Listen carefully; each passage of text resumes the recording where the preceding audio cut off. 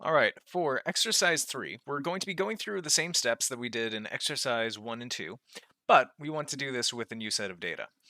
So personally, I would recommend doing some experimentation of your own so you don't have to do exactly what I'm doing here.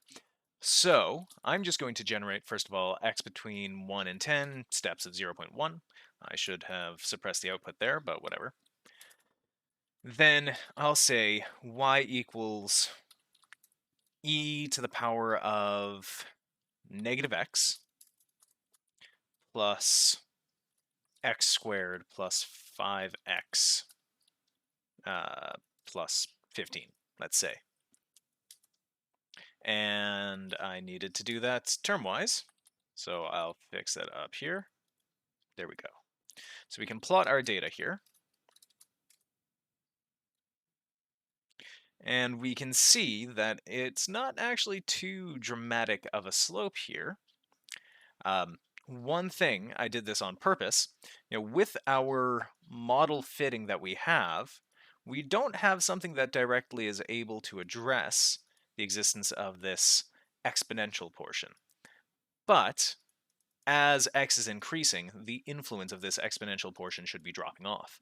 So what we should expect to see is that if we go with just a quadratic form, then we should expect that the fit will get better over time as that exponential contribution drops off.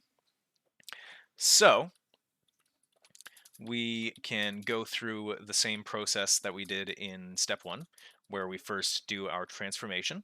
We can say with this one, it's a little bit harder to say that it's necessarily quadratic as opposed to say linear, but we can give this a shot anyways. We'll say yt is going to equal y term-wise to the power of 1/2. So we get our transformed y's there. And now we do polyfit x, yt, and we're going to be trying to fit it linearly. Well, actually, we should plot out the x and yt first. Plot x, yt. And we can see that after doing our transformation, it does look to be roughly linear, which is what we want. Now we can do our linear model fit, or a polyfit order 1, the x, yt, 1.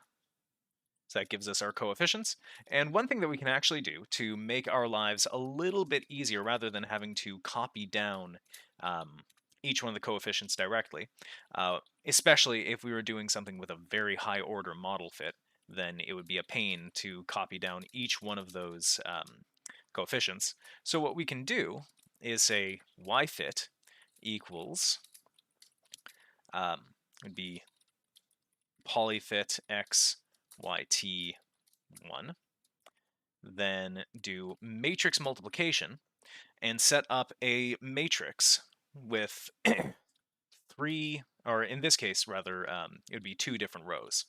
So our first row is going to be x, and our second row, this is a little bit of a dirty trick, but our second row, there are different ways that one could do this, but this is just the efficient way that I found.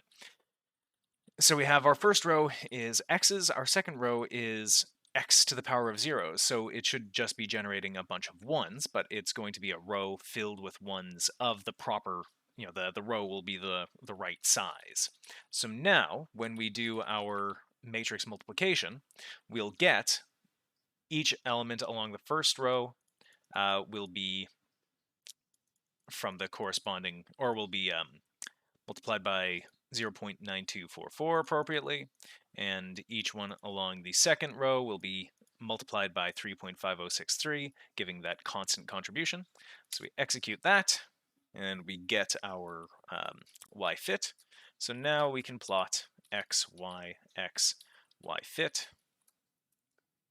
with a capital F. Uh-oh, something has gone wrong here. The thing that went wrong here was that I forgot to transform it back. So that y fit was for the transformed.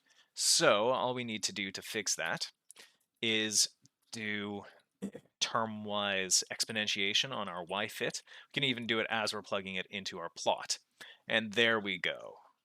So we can see that just doing our quadratic fit works decently well, even though there is that exponential part to the original formula that I was plotting.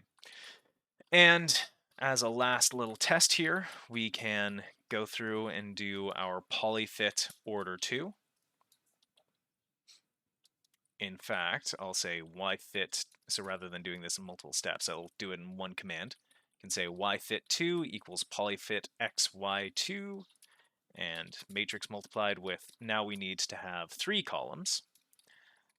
So we'll have the x squared column, an x column, and an x to the power of 0 column.